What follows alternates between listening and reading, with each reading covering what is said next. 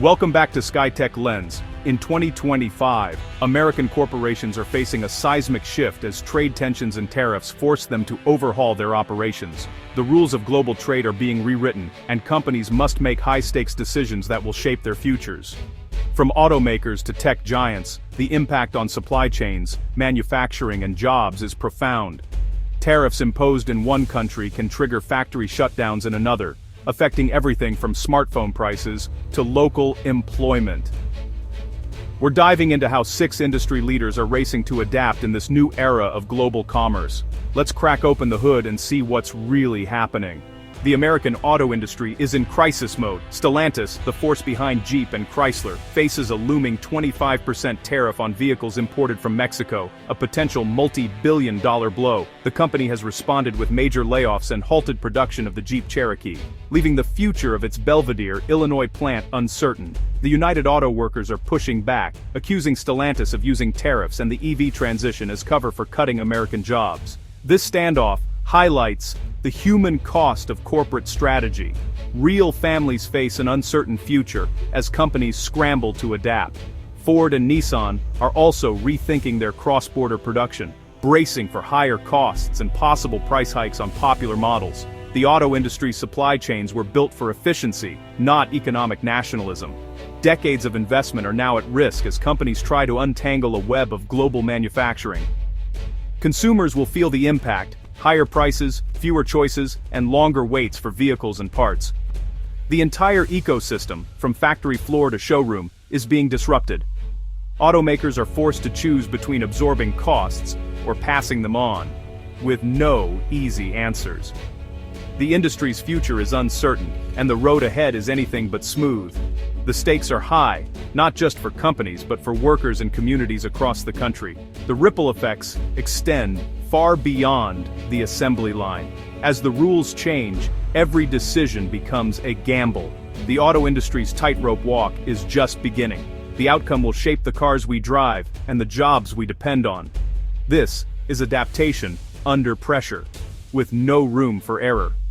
The next chapter for American autos is being written now, and everyone is watching. Apple is rewriting its playbook, shifting a major chunk of iPhone production from China to India. Escalating trade tensions and the need to diversify have driven Apple to make India its new manufacturing frontier. Foxconn, Apple's key partner, is investing billions in Indian facilities, building a new supply chain ecosystem from scratch. This move hedges against geopolitical risks and taps into India's massive consumer market. By producing locally, Apple sidesteps import duties and positions itself for long-term growth in India. The transition isn't easy. India lacks China's mature manufacturing network, and Apple faces hurdles in infrastructure and quality control. Still, Apple's rapid ramp-up signals a decisive shift away from dependence on China. The global supply chain is being redrawn, with India emerging as a new tech hub. For consumers, the change is mostly invisible for now, but it promises greater supply chain resilience and fewer disruptions. China loses some of its world's factory status, while India gains investment, jobs, and technological know-how. Apple's pivot is a masterclass in corporate adaptation, proactive, strategic, and future-focused. Other tech giants are watching closely, considering similar moves. The old model of designed in California, assembled in China, is fading. Apple is betting big on a new era of global manufacturing. The stakes: business continuity, market access, and long-term growth. The company's future, and perhaps the future of tech manufacturing, now runs through India. This is more than a supply chain shift. It's a signal that the world's economic map is changing. Apple's gamble could set the tone for the entire industry. The next iPhone you buy might just be made in India, and that's only the beginning. Deere and Company, the iconic tractor maker, is feeling the sting of tariffs, over $500 million in extra costs. Tariffs on steel, aluminum, and retaliatory measures abroad have squeezed Deere from both sides. The company has raised prices, passing some costs to farmers and construction firms, but can't do so indefinitely. Behind the scenes, Deere is re-engineering its supply chain, seeking parts from tariff-free countries and localizing production. This complex puzzle involves shifting manufacturing to regional hubs, requiring major investment and years of planning. Every change in the supply chain has ripple effects, making the process slow and risky. Deere's leadership is vocal about the challenges, arguing that free trade is vital for American agriculture. The company is caught in a paradox, an American icon hurt by American policy. The long-term goal is a more resilient, flexible manufacturing footprint, less vulnerable to trade wars. For farmers, this means higher equipment costs and more uncertainty. Tariffs meant to protect U.S. industry are raising prices for the very people they're supposed to help. Deere's struggle is a cautionary tale of unintended consequences. The company is adapting, but the road is rough.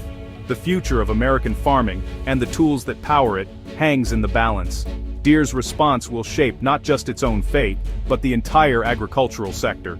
The stakes couldn't be higher. Alcoa, a giant in aluminum, is rerouting Canadian-made metal to Europe instead of the US to dodge tariffs. This detour, driven by trade policy, means longer shipping routes, higher costs, and a bigger carbon footprint. Ironically, the US now imports more aluminum from distant sources like Australia, including Alcoa's own operations there. The result, American manufacturers face pricier, less predictable aluminum supplies. Tariffs meant to protect U.S. producers have made aluminum more expensive for everyone, with costs passed on to consumers. Everything from soda cans to car parts could see price hikes. Alcoa's global shuffle shows how tariffs can create inefficiencies and unintended consequences. The company is simply adapting to survive in a volatile market. The uncertainty makes future investment risky.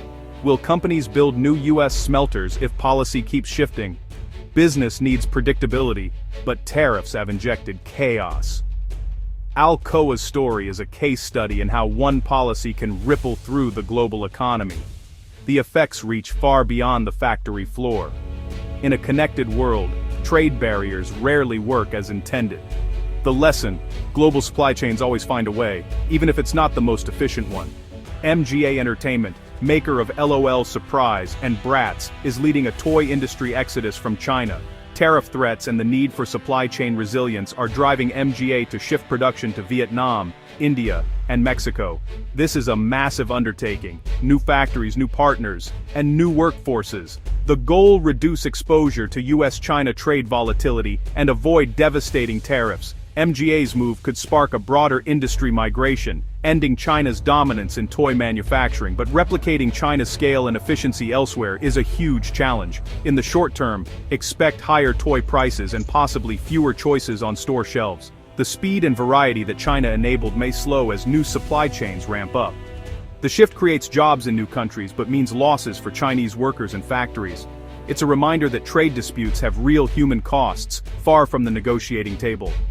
MGA's gamble is about long-term stability over short-term pain.